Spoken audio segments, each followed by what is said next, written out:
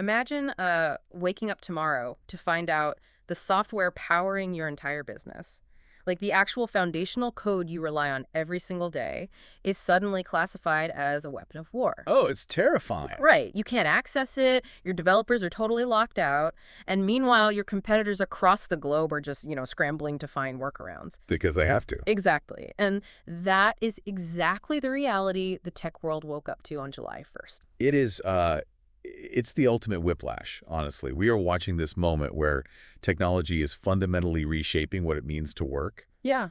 But it's colliding, like in real time, with governments that are starting to treat commercial code like it's enriched uranium. It really is.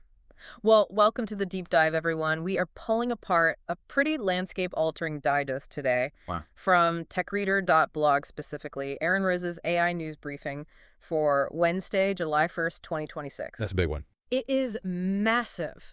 And the mission for you listening today is simple, really. We are untangling this one historic 24-hour period. We're looking at a day where these massive leaps in artificial intelligence capabilities triggered, well, an unprecedented game of high-stakes political chess. Yeah, and forced literally everyone from your early startup founders all the way to Fortune 500 CEOs to completely rethink their survival strategies. Totally, because the ground just completely shifted beneath them. Right. And we are going to explore not just the benchmark-shattering capabilities of the new models from Anthropic and OpenAI, but the shadow regulatory layer that was actively dropped right on top of them. Dictating exactly who gets to play in this new arena. Exactly. So, okay, let's unpack this. To understand why the government is suddenly throwing up stop signs everywhere, we really have to look at the pure technology first. We do. We have to understand the massive loops in capability that are, causing national security agencies to pay such close attention in the first place. So on July 1st, Anthropic made this massive dual announcement. First, they globally restored access to Fable 5, which, wild story, had actually been knocked offline by U.S. Department of Commerce export controls. Which is just crazy to think about. It is, and we will get to that drama in a minute. But the real story is that alongside Fable 5, they launched Claude Sonnet 5, and they made it the absolute default for all free and pro users. Right, so it replaces Sonnet 4.6 entirely.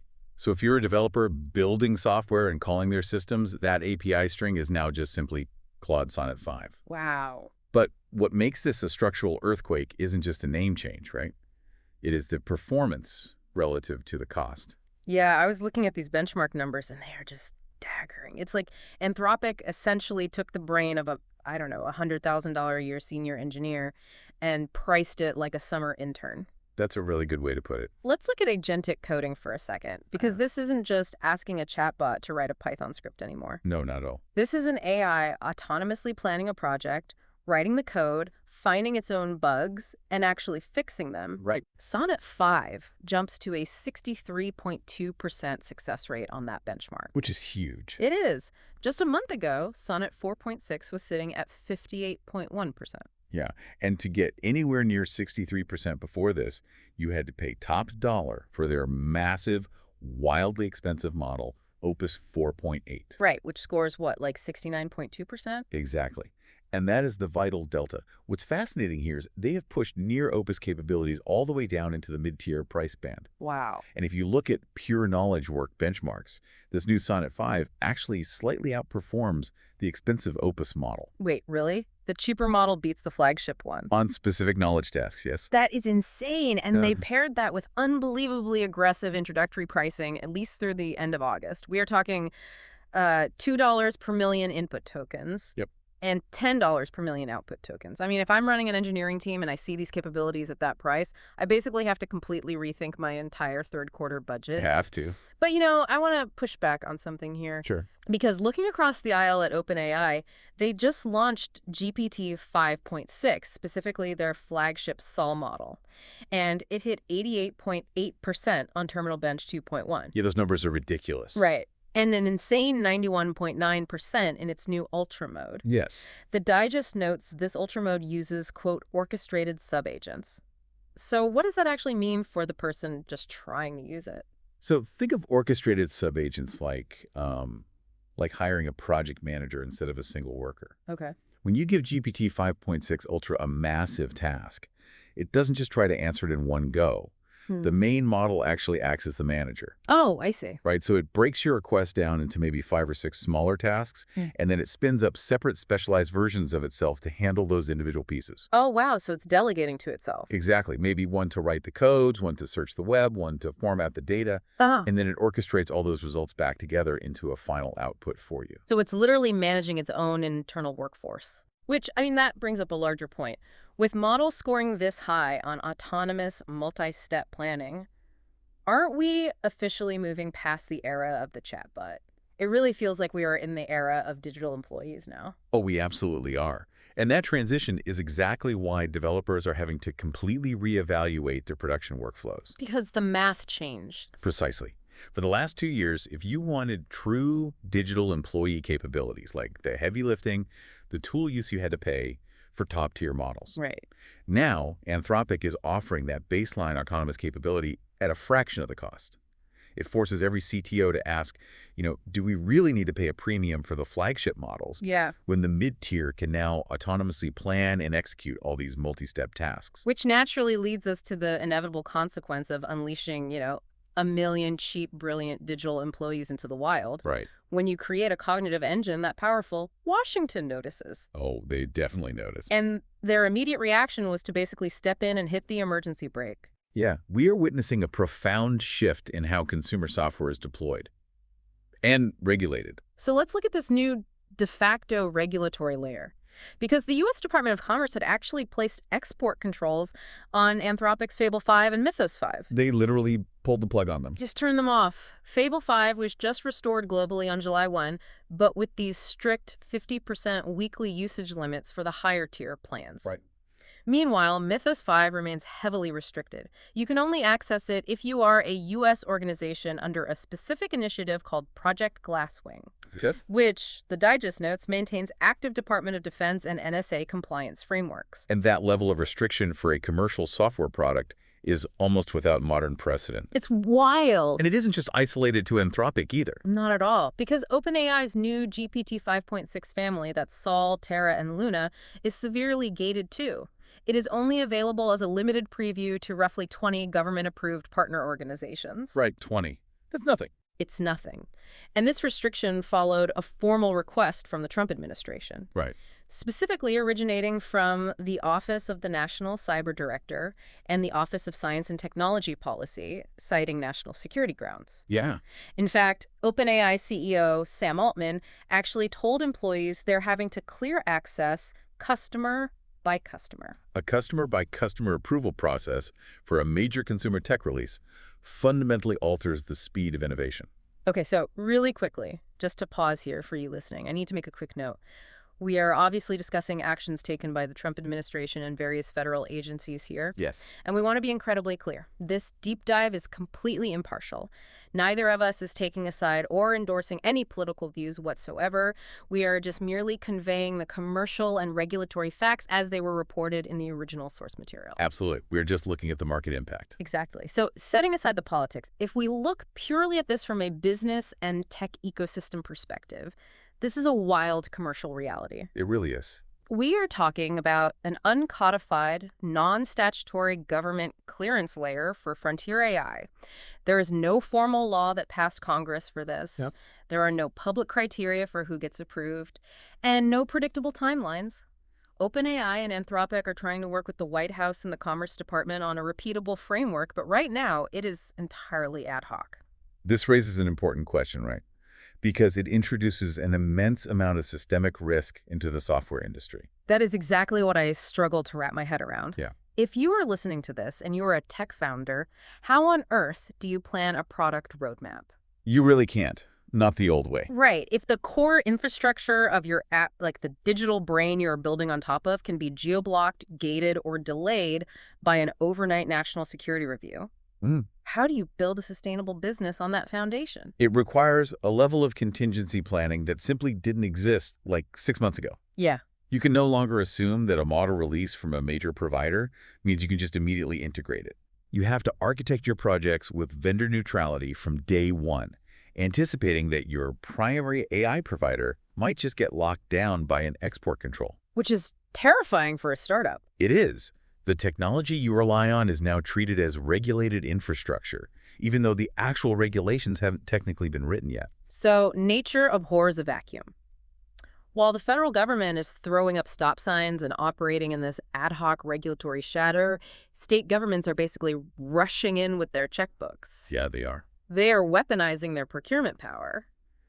Let's move to the political chessboard here, because this is where the money and the scale get truly dizzying. This is where we see AI turning into a literal platform for economic leverage. So the major headline here is California Governor Gavin Newsom announcing the largest U.S. government AI deployment on record. It's massive. It is a massive statewide partnership with Anthropic. Claude is now the first AI productivity tool available to all state agencies, as well as cities and counties, through a centralized procurement portal. And they negotiated a 50% discount, free workforce training, and get this, direct technical assistance from Anthropic developers. And this isn't just some hypothetical pilot program either. They're deploying it into critical infrastructure. Yeah, state workers are already using it to optimize Medicaid workflows, reduce DMV wait times, and even automate cyber defense patching. Wow. Plus, Anthropic launched a $15 million cyber program for local governments. California and Texas were actually the first to join that. But, you know, the backstory of how Anthropic secured this deal is really fascinating. Oh, totally. Because earlier in the year, Anthropic clashed pretty hard with the Department of Defense. Right. The DoD wanted a contract that allowed Claude to be used for any lawful purpose. But Anthropic demanded carve-outs. Yeah, they were very strict about it. They wanted guarantees their model wouldn't be used for autonomous weapons or domestic surveillance. But Defense Secretary Hegseth refused those carve-outs and simply signed a deal with OpenAI instead.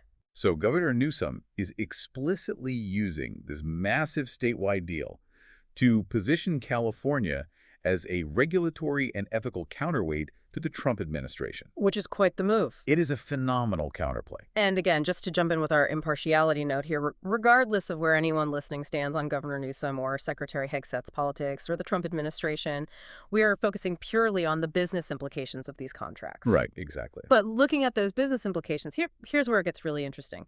The irony here is just incredible. The federal government was busy pulling Anthropic's Fable 5 offline with export controls and handing defense contracts to OpenAI, while California was simultaneously signing the exact opposite deal with Anthropic, heavily subsidizing it. Yeah. So are we witnessing the balkanization of AI vendors? Like, are we entering an era where enterprises choose their tech stack based on political alignment rather than just benchmark scores? It certainly looks like the early stages of balkanization. Mm-hmm. And if you look at why this matters to the broader financial ecosystem, this California deal is pivotal. How so? Well, Aaron Rose points out in his analysis that Anthropic is heading into an anticipated IPO roadshow. Oh, right. So when you're preparing to go to the public markets, having a centralized procurement agreement that covers every agency, city, and county in the largest U.S. state, that is the ultimate proof point. Oh, absolutely. It is the perfect narrative for their S-1 filing. It proves to institutional investors that their model can actually scale securely across massive, complex bureaucracies without breaking. Okay, so you have the tech giants battling on coding benchmarks, and you've got governments battling over procurement contracts. Right. But this high-level chess game doesn't happen in a vacuum.